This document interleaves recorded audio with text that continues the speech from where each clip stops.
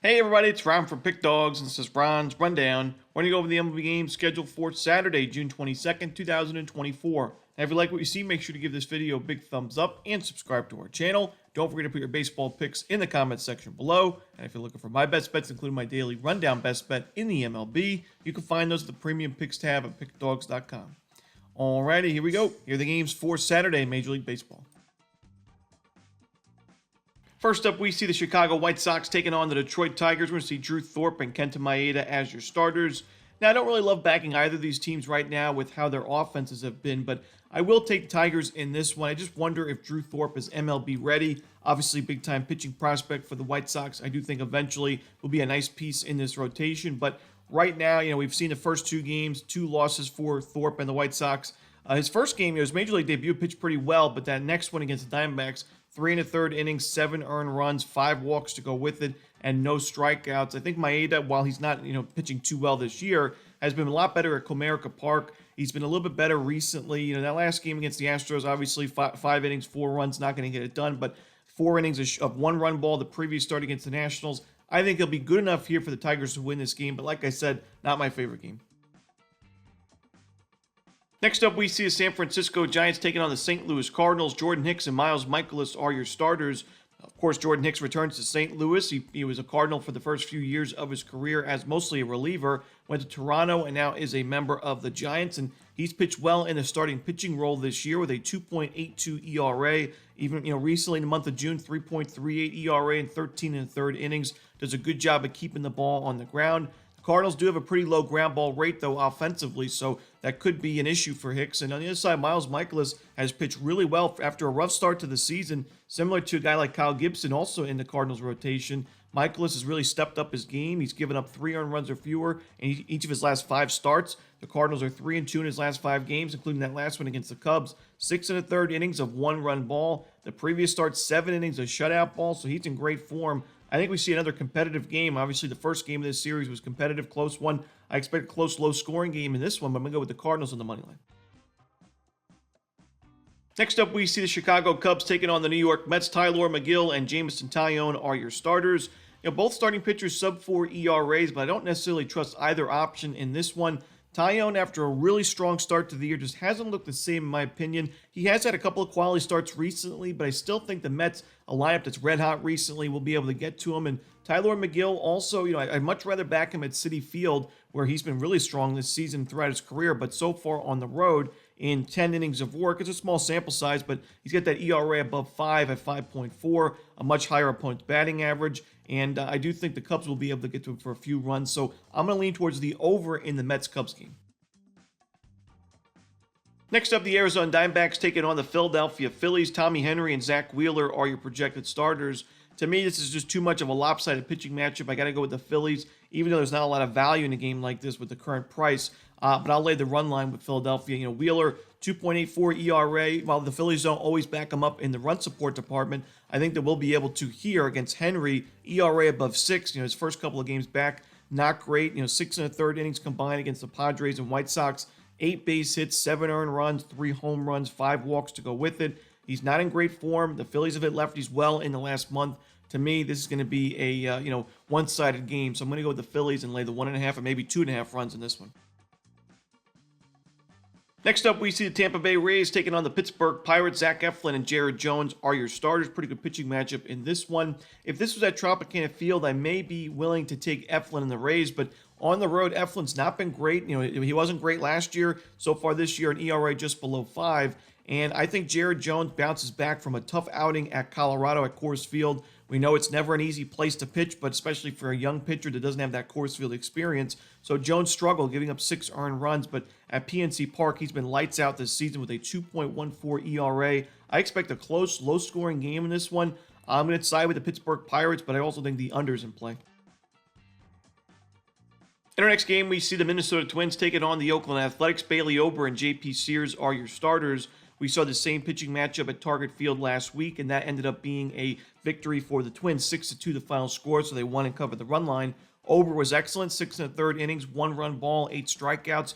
Sears struggled, gave up 3 home runs, 4 earned runs, and we know the Twins lineup has really been hitting lefties very well in the last 30 days, where they're number 4 in both OPS and isolated power. But something that's a little bit different than what we're used to seeing from Minnesota, a low strikeout rate at only 18%. This Twins team over the last couple of years and in the beginning of the season, especially this year, had a very high strikeout rate. So it's nice to see them starting to, put the ball in play more, and it's obviously resulting in, better results just offensively. So I think this is a good matchup for them against Sears. I think they have the better bullpen to go with it.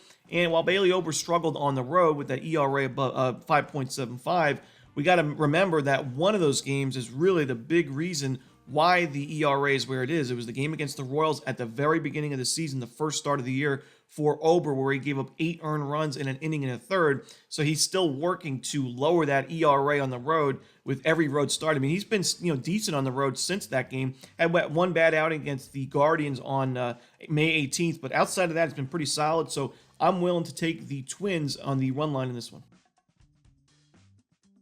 Next up, we see the Atlanta Braves taking on the New York Yankees. Charlie Morton and Marcus Stroman are your starters. Now, Charlie Morton's been better on the road this season, but we know how tough this matchup is for any right-handed pitcher. The Yankees have crushed righties this season. Morton, he had a really good start to the year. His last 5 starts have been a little bit inconsistent. We saw that those couple of games against the Nationals where he gave up a total of 13 runs in 2 starts. So for me, I'm going to go with the over because I also don't love Marcus Stroman. We saw that last game, 4 earned runs against the Red Sox. 7 base hits, 4 walks to go with it. He's got a solid 3.08 ERA on the season, but a 4.49 expected ERA. Give me the over on Braves Yankees.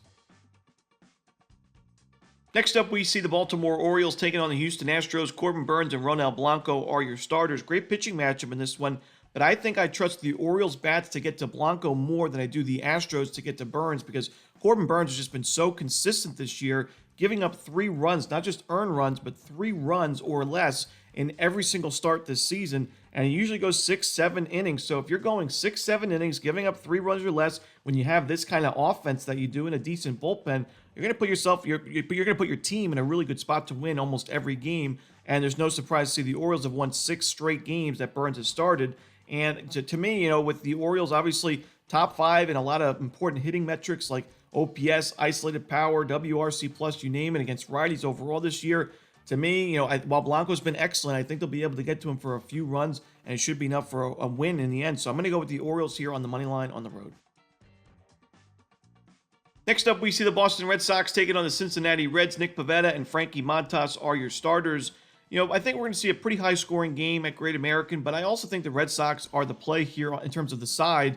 As Pivetta, the Red Sox have won 3 straight of his starts and against pretty good teams, the Blue Jays, Braves, and Phillies. Frankie Montas, the Reds are 1-4 in his last 5 games. He's been very inconsistent. We saw him pitch so well at Coors Field against the Rockies, go 7 innings of 1-hit baseball. Looked like he was back in business, but then the next couple of games, a 6 1/3 combined, 7 earned runs, 6 walks to go with it. So he's been tough to read, but I do trust this Red Sox lineup. I also think they have a much better bullpen. So give me the Red Sox in this game on the money line. Next up, we see the Miami Marlins taking on the Seattle Mariners. Logan Gilbert and Jesus Luzardo are your starters. I've mentioned I don't love this Mariners lineup, especially against the lefty. And while Luzardo's not been great this year, I still think he's a good option in this Marlins rotation. I think he'll continue to find his game. And Logan Gilbert's also done a good job of finding his game again. He was struggling a little bit towards the end of May, but his first 3 starts of June, quality starts, 7 innings, 1 run, 6 2/3, 3 runs, and 8 innings of shutout ball in that last game against the Rangers with 9 strikeouts, no walks to go with it. In fact, only 1 walk from Gilbert in his last 5 starts combined. So his control's been there. His strikeout's starting to pick it up again, 17 Ks in his last 2 starts. I like the under here in Seattle, Miami. Next up, the Toronto Blue Jays taking on the Cleveland Guardians. Jose Barrios and Ben Lively are your starters. This is a game where, we saw both of these pitchers face the opposition last week. They both struggled in those games. Ben Lively, early on in his game back on June 16th, it was 4 innings of 4-run ball, 6 base hits, a home run, and 3 walks to go with it in that 7-6 loss. Barrios was the opposite pitcher in that one, and while his team got the win, it wasn't necessarily his best outing. 6 innings, an 8 base hit, 4 earned run baseball, a home run, and only 1 strikeout to go with it. I've mentioned the regression concerns for both of these starting pitchers. Barrios, while he's been very efficient, I still worry about the fact he only has 65 strikeouts in 92 innings of work, and he's starting to give up a lot of sharp contact and a lot of home runs. Ben Lively, kind of the same thing. He's not really somebody that misses a lot of bats, and he does give up a lot of sharp contact, and the home run ball is also a worry for his game. So for me, the same lineup twice in the same week's never easy for any starter, especially when you just struggled against the same team. So I got to go with the over here in the first 5 in the full game in Blue Jays Guardians.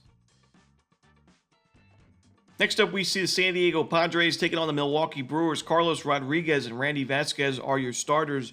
It's tough to have a lot of faith in either of these starters in this one. I think we probably see a similar game to what we saw in the first one of this series, where it was kind of back and forth late. But I think the Padres get the job done like they did in that first game. Randy Vasquez, we know he struggled in that Phillies game, 6 runs, 12 base hits, but that was on the road. He's been a lot better at Petco Park, about over 2 runs better in terms of the ERA at home than on the road. Carlos Rodriguez is a small sample size, but he hasn't pitched too well so far. 13 base hits in 8 1/3 innings, so that's a 1.92 whip. I think we see the Padres win here. Give me San Diego money line. Next up, we go to Coors Field as the Nationals take on the Rockies. Mitchell Parker and Cal Quantrill are your starters. I mentioned I don't love backing young starting pitchers with not a lot of Coors Field experience when they're, especially the road team, for Washington here with Mitchell Parker. He's pitched well, but I do think the Rockies, who have solid numbers against lefties in the last month, will be able to get to him. Quantrill, we've mentioned, he's pitched well this year. Even that last game against the Dodgers, he struggled early on, but he was able to give the Rockies 5 innings of 3-run ball. He wasn't necessarily the reason they lost that game. So, I think if Quantrill can keep the team in the game in this one like he's done for a majority of his starts this year, I think the value is certainly there with the Rockies in a game like this on the money line, where we know they play a lot better baseball at Coors than they do on the road. Give me the Rockies money line in this one. The final game we're talking about for the Saturday card in Major League Baseball, the Los Angeles Angels and the Los Angeles Dodgers. This one is going to be Tyler Glasnow for the Dodgers, no official starter for the Halos.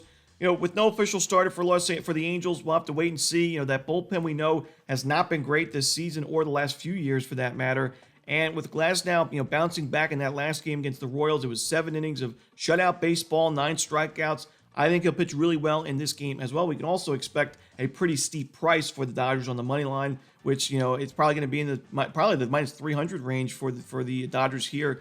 And we know there's just really no room for anything in a game like that. So this is a game I'll be staying away from. I don't expect any value, but if I had to choose, I would take the Dodgers and lay the 1.5 runs on the run line. And that's it. Those are the games for Saturday in baseball. Hope you enjoyed this video. If you did, don't forget to hit that like button and subscribe. Don't forget to put your baseball picks in the comments section below. Again, if you're looking for my best bets, you can find those at Pick Dawgz Premium. As always, this is Ron Romanelli. Good luck.